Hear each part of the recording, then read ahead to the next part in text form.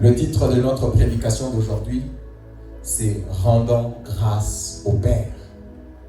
Rendons grâce au Père. Et le verset de base qui est derrière moi, c'est Éphésiens. On va commencer par cette lecture. Éphésiens chapitre 5, verset 20. Éphésiens 5, verset 20. Qu'est-ce qui est écrit? Rendez continuellement grâce pour toutes choses à Dieu le Père au nom de notre Seigneur Jésus-Christ. Rendez grâce à Dieu le Père. Et nous allons voir aujourd'hui pourquoi rendre grâce, quand rendre grâce, comment rendre grâce. C'est ça le sujet de notre prédication. Dieu est toujours avec nous. Notre Dieu, c'est le Dieu qui est toujours avec nous. Il ne nous laisse pas. Il ne nous abandonne pas. Il nous a créés avant la fondation du monde. La Bible dit, Dieu avait prévu que nous devenions ses enfants d'adoption. Dieu a toujours voulu être avec nous. Dieu, depuis là, avant l'éternité, son plan, c'est qu'il voulait, c'est être avec nous, être avec toi pour l'éternité. C'est pour ça qu'aujourd'hui, notre Dieu, le Dieu dans lequel nous croyons, il est toujours avec nous. Il ne nous abandonne pas, il ne nous délaissera pas. Il est toujours avec nous pour l'éternité. Pour l'éternité. Malgré que l'homme a péché dans le jardin d'Éden, Dieu est apparu à Abraham. Dieu a dit à Abraham, je serai ton Dieu, celui de tes descendants, et vous serez mon peuple. Je serai ton Dieu. Vous allez projeter. Je serai ton Dieu. Genèse chapitre 17. On va lire quelques versets aujourd'hui. Vraiment. Genèse chapitre 17, 7 à 8. Genèse 17, 7 à 8. Dieu apparut à Abraham. Dieu lui a dit, je serai ton Dieu. Il y a des gens qui ne l'écoutent pas pour la première fois, je suis sûr. Je serai ton Dieu. Je sais pourquoi j'ai dit ça, parce qu'il y a certains qui doivent réprécher ce que j'ai dit. Je serai, Genèse 17, 7 à 8. J'établirai mon alliance entre moi et toi, et tes descendants après toi, selon leur génération. Ce sera une alliance perpétuelle en vertu de laquelle je serai ton Dieu et celui de ta postérité après toi. Je te donnerai et à ta descendance après toi, à tes descendants après toi, le pays que tu habites comme étranger, tous les pays des Canaan en possession perpétuelle, et je serai leur Dieu. Dieu dit, je ferai une alliance avec vous. Je serai ton Dieu à toi, Abraham, et je serai le Dieu de tes descendants. Je serai votre Dieu. C'est bizarre, Dieu dit ça au futur. Je serai ton Dieu. Il dit ça au futur. Et celui de tes descendants. Et celui de tes descendants. Dieu a fait la promesse à Abraham. Et quand Israël, la nation d'Israël est venue d'Abraham, même les Israélites aujourd'hui, ils ont leur arrière-grand, tout ça. C'est Abraham. Ils sont des descendants d'Abraham. Abraham, Isaac, Jacob, Israël, les 12 patriarches et la nation d'Israël qui a été prise en otage en Égypte. C'est comme ça qu'est née la nation d'Israël. Quand la nation d'Israël est apparue, Dieu est revenu au travers de Moïse pour dire, j'avais une promesse que j'avais faite à votre arrière-grand-père Abraham, que je serai votre Dieu et celui de vos dieux. Je serai votre Dieu. Je serai votre Dieu. Je serai votre Dieu. Lévitique. On va lire Lévitique.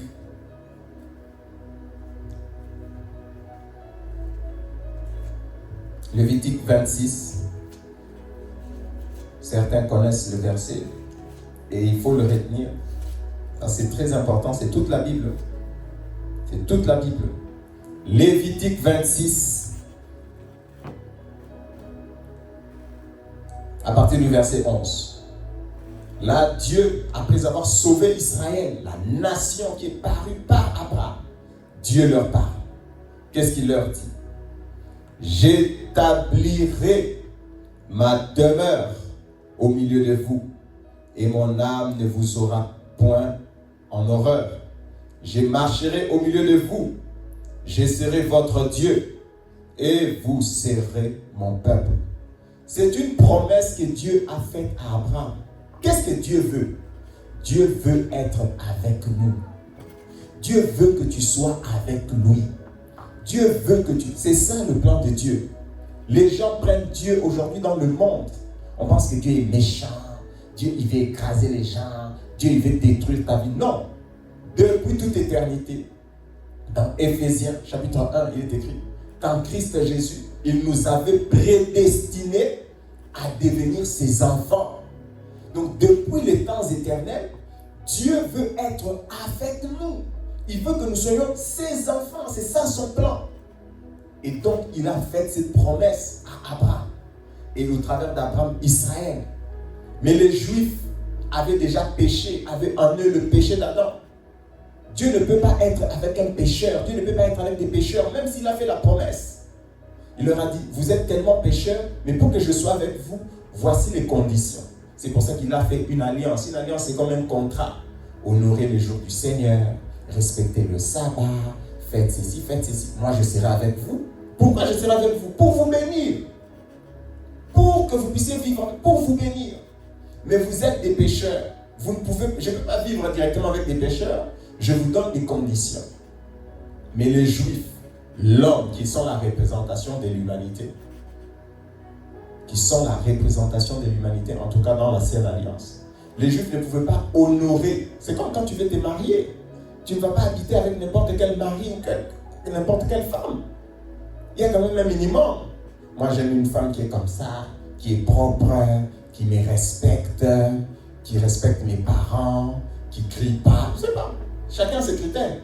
Toi aussi, tu dis, moi, si j'aime un homme qui est comme ça, qui travaille, un homme qui pourvoit, un homme qui est courageux, pas un fainéant, tu donnes tes critères.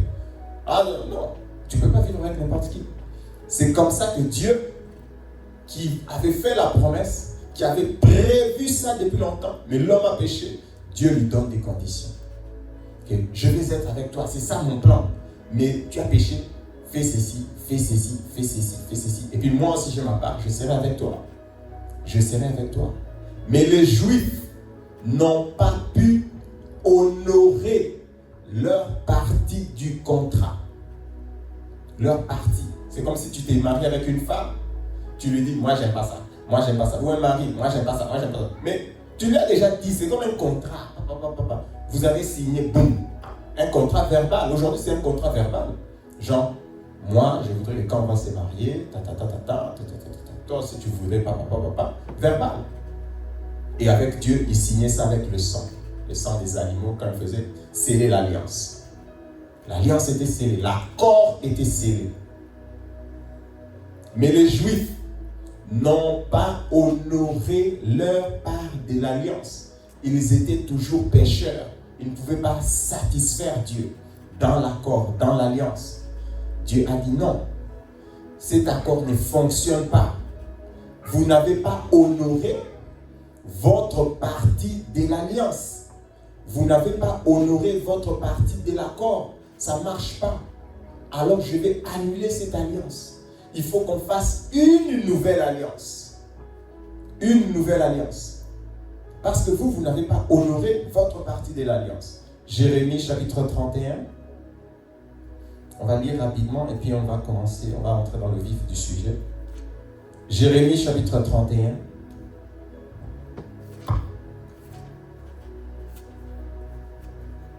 À partir du verset 31 jusqu'à 33.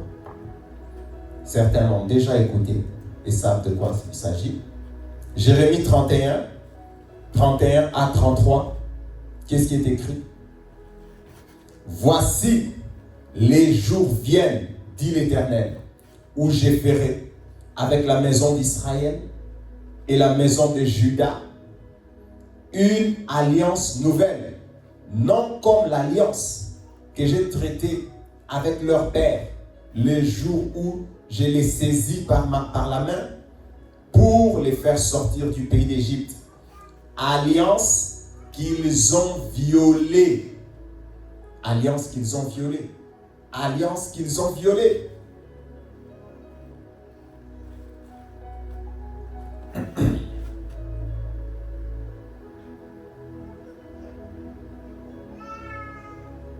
Quoique je fusse leur maître, dit l'Éternel. Verset 33. Mais voici l'alliance que je ferai avec la maison d'Israël. Après ces jours-là, dit l'Éternel, je mettrai ma loi au-dedans d'eux. Je l'écrirai dans leur cœur. Et je serai leur Dieu et ils seront mon peuple. Le but des alliances. Le but des alliances. Enfin les gens, la nouvelle alliance, l'ancienne alliance, la nouvelle alliance. Pourquoi Dieu signe ces alliances? Le but des alliances. Je veux être ton Dieu. Et tu dois être avec moi. Tu dois être mon peuple. Moi, je suis ton Dieu. Amen. C'est ça le but des alliances. Dieu dit, je vais faire une nouvelle alliance. La nouvelle alliance aussi a le même objectif que l'ancienne alliance. C'est que Dieu veut être avec nous. Et parce que Dieu veut être avec nous, Dieu fait tous les efforts pour accomplir la promesse qu'il avait faite à Abraham. Amen. L'objectif de l'ancienne et de la nouvelle alliance, quels sont les objectifs? Dieu veut être avec nous. Mais quand les gens de l'ancienne alliance lisaient ça, pourquoi ils sont tombés? Eux, ils pensaient que quand ils ont l'âge de l'alliance, Dieu est avec nous. Dieu est avec eux. Mais Dieu parlait de quelque chose de plus profond. Eux pensaient que quand ils ont l'alliance, la nouvelle alliance, les chariots, tout ça, Dieu est avec eux. Mais Dieu parlait de quelque chose de prophétique, quelque chose de plus profond. Dieu parlait du Messie. Dieu parlait du Saint-Esprit. Dieu parlait de Jésus, Emmanuel. Dieu parlait du Saint-Esprit qui sera en nous. Amen. Dieu parlait du Saint-Esprit. Tu sais, c'est pour ça que les yeux spirituels, ça me rappelle encore la prédication. Dieu parle d'une chose, les gens voient les choses physiques. Dieu parle du Saint-Esprit, et je vais vous le montrer. Dieu parle du Saint-Esprit, les gens voient l'alliance, le truc qu'il porte. Dieu parle d'une terre céleste, Dieu parle du royaume des cieux, les gens voient la terre de Canaan, là où il y a la Palestine aujourd'hui. C'est ça, pour ça qu'on doit se battre. Bon, enfin, ce n'est pas le sujet. Dieu parle d'autres choses et ils interprètent ça charnellement. Dieu dit, je veux être avec vous.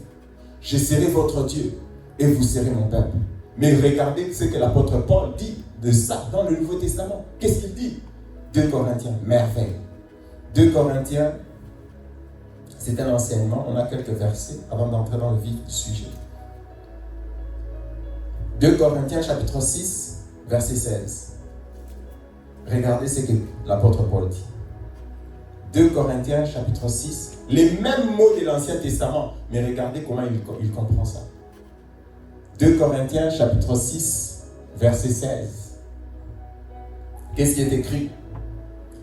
Quel rapport y a-t-il entre le temple de Dieu et les idoles?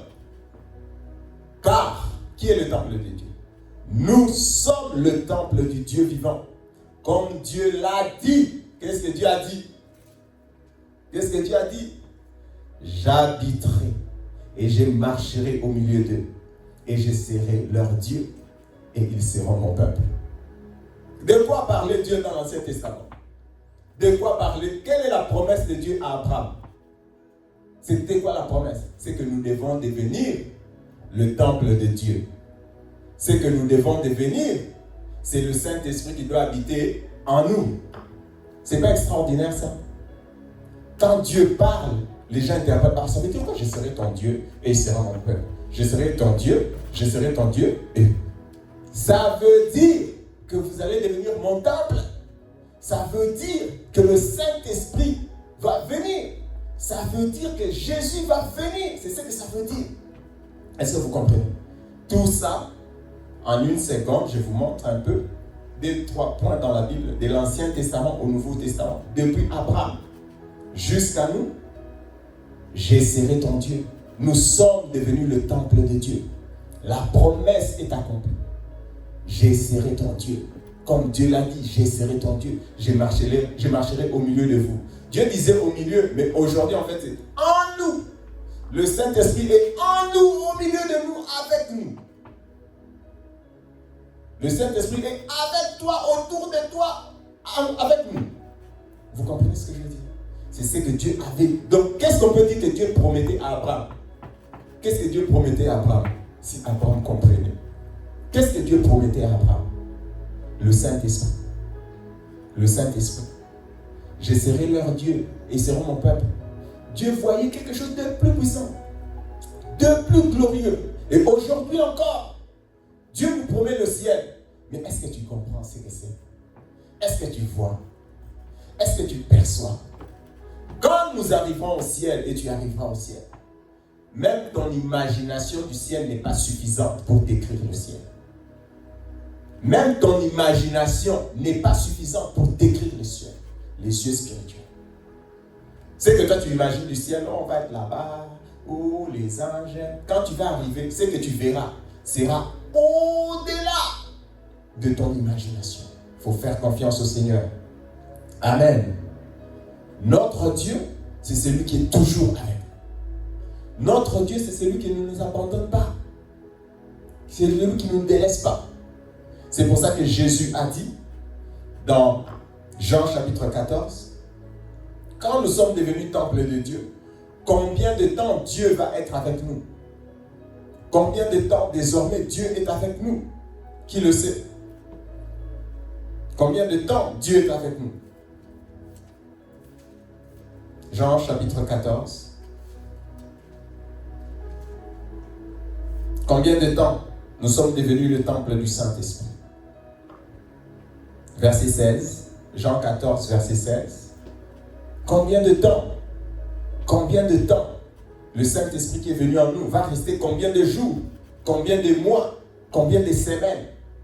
Le Saint-Esprit que tu as reçu, tu es devenu, Dieu a dit, je serai avec vous. Vous serez mon peuple. Le Saint-Esprit, quand il est venu pour combien de jours? Il est venu pour combien de jours? On va lire. Et moi, je prierai le Père, et il vous donnera un autre consolateur, afin qu'il demeure éternellement avec vous. Ici, Jésus parle du Saint-Esprit. Il dit que je vais prier Dieu pour que Dieu vous envoie le Saint-Esprit. Et quand le Saint-Esprit va venir, le Saint-Esprit va rester combien de jours avec toi? Éternellement. Éternellement. Éternellement. Tu es devenu le temple de Dieu pour l'éternité. Dieu t'a élevé. Dieu t'a béni. Dieu t'a béni. Dieu t'a béni. Il y a des gens qui pensent qu'ils ne sont pas bénis. Dieu t'a béni. Tu es devenu sa demeure. Dieu t'a béni pour l'éternité, pour l'éternité, pour l'éternité. Dieu t'a béni. Dieu t'a béni. Tu es devenu le temple de Dieu. Il y a des gens qui pensent qu'ils n'ont aucune raison de rendre grâce à Dieu. Il y a des gens qui ne pensent même pas à rendre grâce à Dieu. Il y a des gens qui pensent qu'ils n'ont aucune raison de dire merci au Seigneur. Ils n'ont aucune raison de dire merci au Seigneur. Mais ce sont des gens, malheureusement, quand tu n'as pas la culture, quand tu n'as pas l'habitude de dire merci à Dieu, qu'est-ce qui se passe dans ta vie? Quand tu n'as pas l'habitude de dire merci à Dieu, tu tombes sous le jugement de Dieu. Tu tombes sous le jugement de Dieu. On ne va pas lire, on a beaucoup lu. Maintenant, je vais juste citer. Vous savez l'histoire de cet homme dans la Bible, l'homme riche, qui avait beaucoup d'hangars, qui avait beaucoup de richesses, qui avait beaucoup de choses. Et il a dit, j'ai beaucoup de choses. Mon âme, réjouis-toi. Dors dans la paix, parce que tu as toutes choses. Dieu lui dit, insensé, cette nuit, viens. On va voir les choses que tu as. Ça va rester pour qui? Quand tu n'as pas la culture de dire merci à Dieu, tu penses que c'est mon travail, c'est ma force, j'ai étudié, j'ai travaillé, j'ai fait des heures sur... Dis merci au Seigneur. Les gens qui n'ont pas la culture, l'habitude de dire merci à Dieu, tombent sous le jugement de Dieu. Sous le jugement de Dieu. Dieu n'aime pas ça. Dieu n'aime pas l'ingratitude. Dieu ne supporte pas l'ingratitude. Les gens qui l'ignorent, Dieu t'a donné le souffle de vie. Dieu t'a donné l'intelligence, la force. Puis tu viens dire que c'est toi qui as travaillé. Tu ignores Dieu. Tu es là, tu ignores. Dieu lui a dit non. Ça ne se passe pas comme ça. Ce soir même, je te réponds. Ça ne se passe pas comme ça. Ça ne se passe pas comme ça. Ce soir même, la culture de l'action de grâce. Il y a des gens qui ignorent tout ce qui se passe dans leur vie. Ils disent, quand tu ignores Dieu, quand tu ignores sa main, tu tombes sous son jugement. Tu tombes sous son jugement. Dieu n'est pas content des gens qui l'ignorent. Aujourd'hui, tu as fait l'effort. Tu as payé combien? Tu as payé combien? Tu as payé combien? Si tu devais payer, ton salaire est suffisant. On va vendre, donc on va tout vendre, c'est pas toujours suffisant. On va tout vendre, c'est pas suffisant. Aujourd'hui, tu as payé quelque chose pour la vie. Les gens qui ignorent, tu te réveilles le matin, même pas une action de grâce. Même pas, ah Seigneur, vraiment. Tu ne... Rien! Ta journée sera difficile, tu vas voir, ça ne va pas marcher. Tu vas tomber sous le jugement de Dieu. Parce que Dieu ne supporte pas ça. Les gens qui ignorent Dieu. Tu as payé pour la santé. Tu as payé pour l'intelligence que Dieu t'a donné, la force que tu as, la créativité que tu as payé. Amen. Et cet homme dans la Bible, je pense que c'est Luc chapitre 12. Cet homme dans la Bible, Dieu lui a dit ce soir même. Ce soir, comme tu as dit ça, que non, j'ai fait des choses. Ce soir même viens. Ce soir même viens. Dieu ne supporte pas ça. Dieu n'aime pas l'ingratitude. Et dans l'Ancien Testament, il y avait des gens que Dieu a sauvés d'Égypte. Dieu leur a fait traverser la mer Rouge. Ils sont allés dans le désert. Dieu les a libérés de la captivité, de l'esclavage. Mais ils sont arrivés après avoir été sauvés. Après avoir été sauvés, Dieu les a fait périr. C'est une image du Nouveau Testament. Oui, un homme peut perdre son salut. Oui, un homme peut perdre son salut. Après avoir traversé la mer Rouge, après avoir été tiré d'Égypte, après avoir été baptisé des eaux de la mer Rouge, après avoir traversé, Dieu les a tirés. C'est ce que nous avons lu. Je vous ai demandé de lire Jude chapitre 1. C'est ce qui est écrit. Après avoir sauvé, Dieu les a sauvés. Dieu les a fait périr dans le désert à cause de leurs murmures. Ils ont commencé à murmurer. Ils ont commencé à murmurer. Ils ont commencé à se plaindre. Ils ont commencé à murmurer. Dieu les a fait périr. Ah ben oui. Dieu ne supporte pas. Dieu ne supporte pas les gens qui murmurent, les murmureurs. Dieu ne les supporte pas. Dieu ne les supporte pas. Les gens qui rendent grâce des lèvres sans le cœur. Il faut rendre grâce d'un cœur sincère. Il faut évaluer ta vie. Il y a des choses qui coûtent extrêmement cher dont tu ignores la portée. La Bible déclare, la vie ne vaut-elle pas mieux que la nourriture? Le corps ne vaut-il pas mieux que les vêtements? Est-ce qu'un vêtement a plus de valeur qu'un corps? Est-ce que la nourriture a plus de valeur que la vie? Dieu nous donne la vie. Tu t'inquiètes pour la nourriture. Est-ce que les morts s'inquiètent pour la nourriture? Toi, Dieu t'a pardonné. Les morts s'inquiètent pour la nourriture? Les morts s'inquiètent pour les habits? Tu as des choses qui ont beaucoup plus de valeur que les choses pour lesquelles tu t'inquiètes. Et tu murmures. Tes yeux spirituels sont fermés. Et Dieu ne supporte pas ça. Dieu n'aime pas ça. Et donc, dans le désert, Dieu les a fait périr. Les gens qui rendent grâce par les lèvres, comme ces pharisiens. Il y avait une parabole dont Jésus parlait. 2 personnes se sont rendues au temple. Il y a un qui est un pécheur. Il y a un autre qui est un pharisien, qui fait des prières pour qu'on le voie. Seigneur, je te rends grâce. Moi, j'ai pris beaucoup. Moi, je jeûne. Les gens qui mènent la vie pour que les gens les voient, qui rendent grâce pour que les gens les voient, Dieu n'écoute pas ces prières. Il tombe sous le jugement de Dieu. Il est écrit qu'il retourna à sa maison, il n'était pas justifié. Son péché est resté sur lui. Son péché est resté sur lui. Son péché est resté sur lui. Et donc, nous les chrétiens, ceux qui ont été sauvés par Jésus, ce sont les personnes les plus reconnaissantes de la terre. Un chrétien est une personne reconnaissante. Un chrétien qui a reçu le Saint-Esprit, en qui Dieu habite, a toujours une raison de rendre grâce à Dieu. Parce que Dieu est toujours avec nous. Parce que Dieu ne nous abandonne pas. Dieu est toujours avec toi. Il est au contrôle de ta vie. Nous avons un Dieu qui est au contrôle de notre vie, qui a fait de nous son temple. Le temple de Dieu, Dieu en prend soin. Et si quelqu'un veut détruire le temple, Dieu le détruira. Dieu prend soin de ta vie. Dieu est au contrôle de ta vie. Il y a toujours une raison. Il y a toujours une raison. Pourquoi nous devons rendre grâce à Dieu? Pourquoi nous devons rendre grâce à Dieu?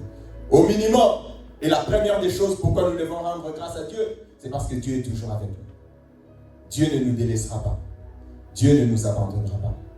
Notre Dieu, il est toujours avec nous. Notre Dieu, il est toujours avec toi. Amen. Amen.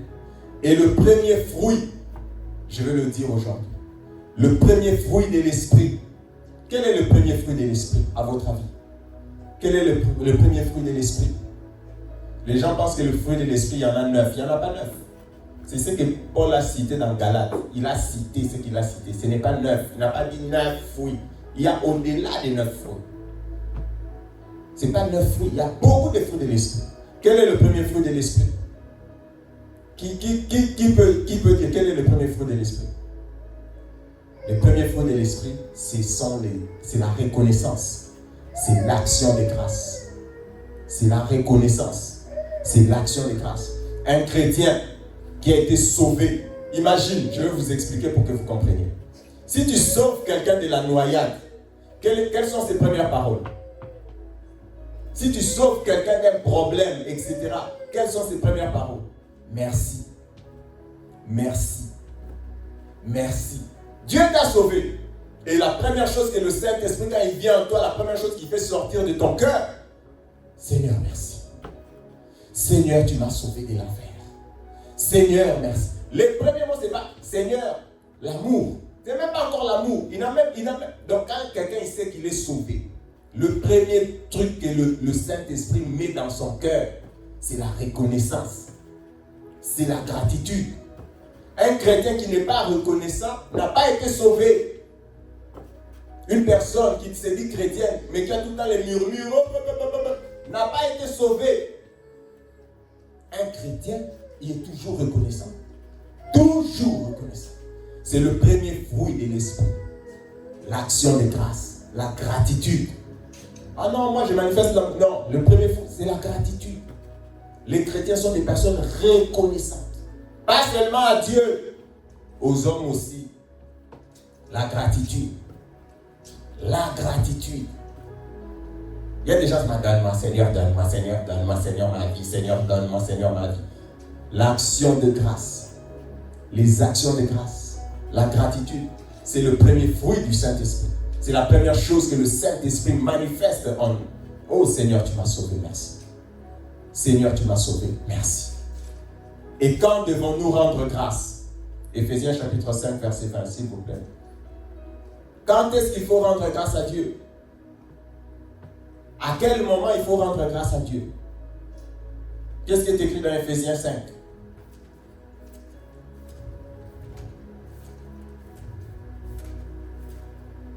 Éphésiens 5, verset 20. Quand est-ce qu'il faut rendre grâce à Dieu? La Bible dit continuellement. Continuellement, toujours. L'action de grâce est le style de vie du racheté. L'action de grâce est la manière de vivre d'un chrétien. Les chrétiens sont les personnes les plus grateful. Continuellement. C'est pour ça qu'aujourd'hui, chaque année, si Dieu le veut, nous aurons une journée spécifique dédiée à l'action de grâce. Mais tous les jours sont des journées pour nous d'action de grâce. Nous aurons juste une journée où nous voulons vraiment exprimer de tout notre cœur notre action de grâce envers Dieu. Mais quand est-ce qu'il faut rendre grâce à Dieu? Le matin. Quand est-ce qu'il faut rendre grâce à Dieu? À midi. Quand est-ce qu'il faut rendre grâce? Le soir. Il faut rendre grâce à Dieu. Continuellement. C'est notre style de vie. Pour ce que Dieu a fait pour nous. Pour ce que Dieu va faire pour nous. pour ce qu'il est toujours avec nous. Nous savons que notre vie est sous le contrôle, la direction de Jésus. Nous rendons continuellement grâce. Continuellement. Ah, j'avais rendu le mois passé. Non, continuellement. Parce que Dieu, notre Père, en est digne. Il est digne de nos actions de grâce. Il est digne de notre reconnaissance. Quand est-ce qu'il faut rendre grâce à Dieu? Continuellement. Ne soyons pas une église ou des personnes, des familles, des gens ingrats. Toujours continuellement rendre grâce à Dieu. Continuellement. Quand est-ce qu'il faut rendre grâce à Dieu? Continuellement. Changer des langages.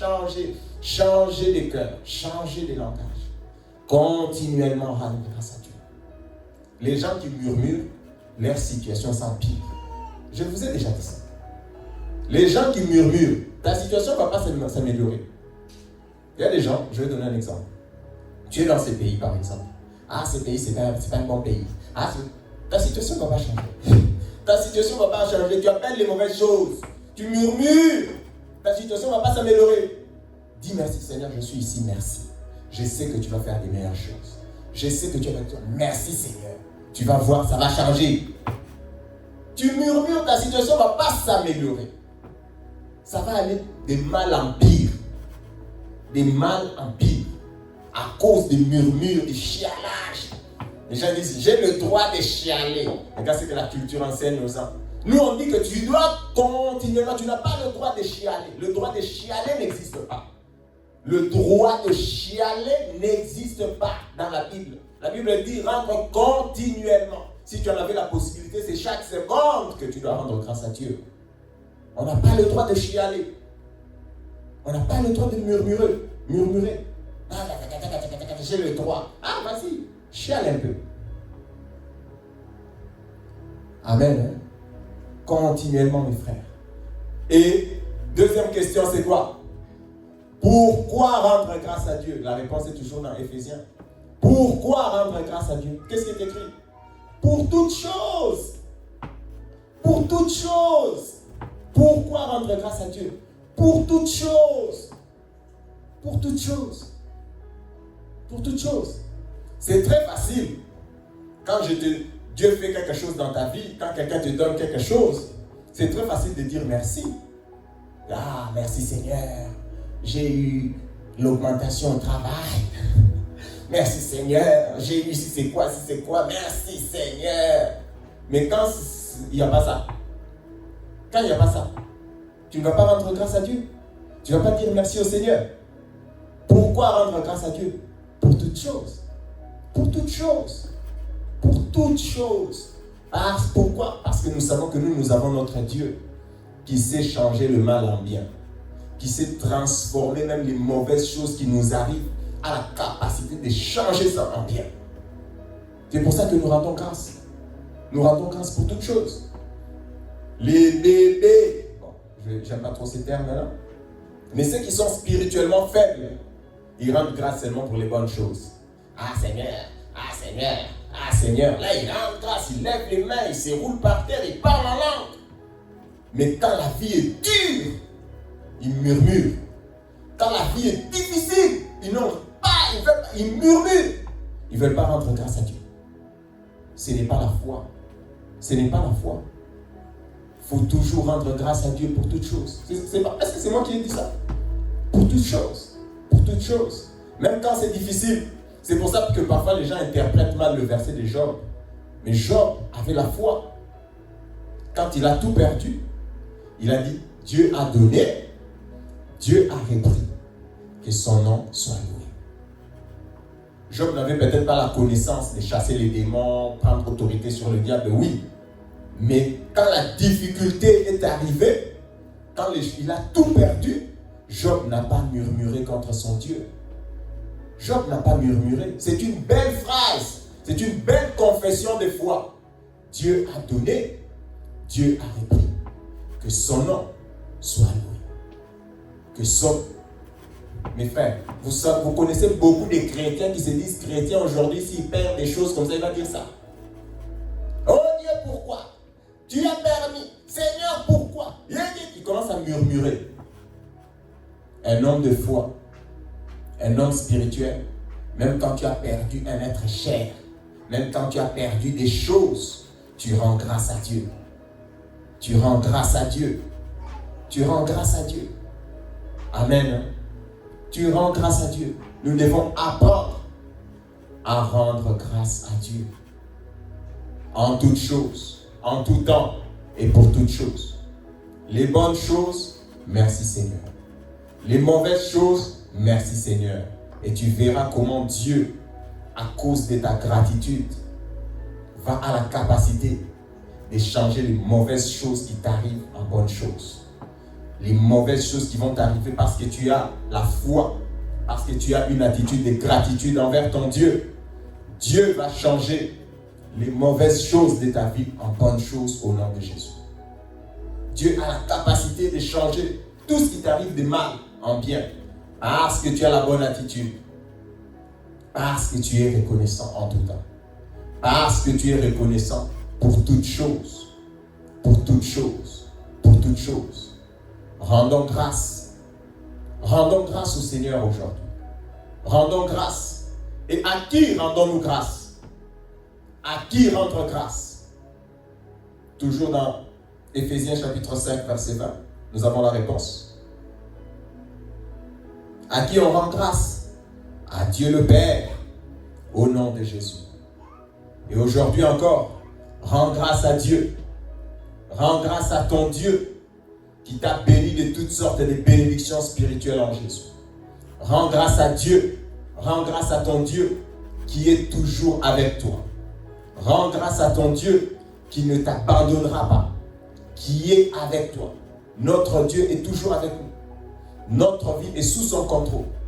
Rien que pour ça, rien qu'avec cette connaissance, en tout temps, en toutes circonstances, pour toutes choses, tu dois toujours rendre grâce à Dieu. Notre Dieu est toujours avec nous. Notre Dieu ne nous abandonnera pas. À qui nous rendons grâce? À Dieu le Père, au nom de Jésus. À Dieu le Père, au nom de Jésus. Éphésiens chapitre 1, nous allons clôturer pour prier. Éphésiens chapitre 1, verset 3. Qu'est-ce qui est écrit? Éphésiens 1, verset 3. Qu'est-ce qui est écrit? Béni soit Dieu, le Père de notre Seigneur Jésus-Christ, qui nous a bénis de toutes sortes de bénédictions spirituelles dans les lieux célestes en Christ. Ici, l'apôtre, qu'est-ce qu'il fait? Il rend grâce. Quand tu dis béni soit Dieu, tu rends grâce à Dieu. Béni soit Dieu qui nous a bénis de toutes sortes de bénédictions spirituelles. Dieu nous a bénis. Dieu nous a bénis. Et que son nom soit loué. Dieu nous a bénis de toutes sortes de bénédictions. De toutes sortes de bénédictions. De toutes sortes de bénédictions. Dieu nous a bénis. Pour ton âme, Dieu t'a donné toutes sortes de bénédictions.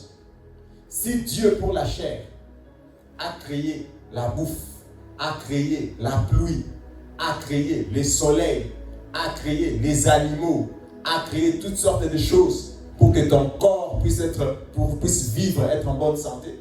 Pour ton esprit, Dieu aussi donne toutes sortes de bénédictions pour que ton esprit puisse vivre. Pour que ton esprit puisse vivre. Dieu te donne toutes sortes de bénédictions. Toutes sortes de bénédictions. Toutes sortes de bénédictions. Toutes sortes de bénédictions. Amen. Rendons grâce à Dieu. Aujourd'hui, c'est notre jour d'action de grâce. Tu vas rendre grâce au Père. Tu vas prier, tu vas prendre un petit moment. Tu ne vas pas être un incrédule. Tu vas prendre un moment pour rendre grâce à Dieu. Pour dire merci à Dieu par rapport à ta vie. Depuis jusqu'à aujourd'hui. Et tu vas croire en Dieu pour l'avenir. Tu vas confesser le positif. Tu vas dire merci. Merci pour ce que tu feras. Merci pour ce qui va advenir. Dans 10 ans, dans 20 ans, je sais que tu es avec moi. Tu me béniras, tu me protégeras, tu me conduiras, tu me guériras. Dis merci. Dis merci. Rendons grâce à Dieu. Rendons grâce au Père qui nous a bénis de toutes sortes de bénédictions spirituelles dans les lieux célestes en Christ. Nous prions, nous rendons grâce au Père, nous prions au nom de Jésus.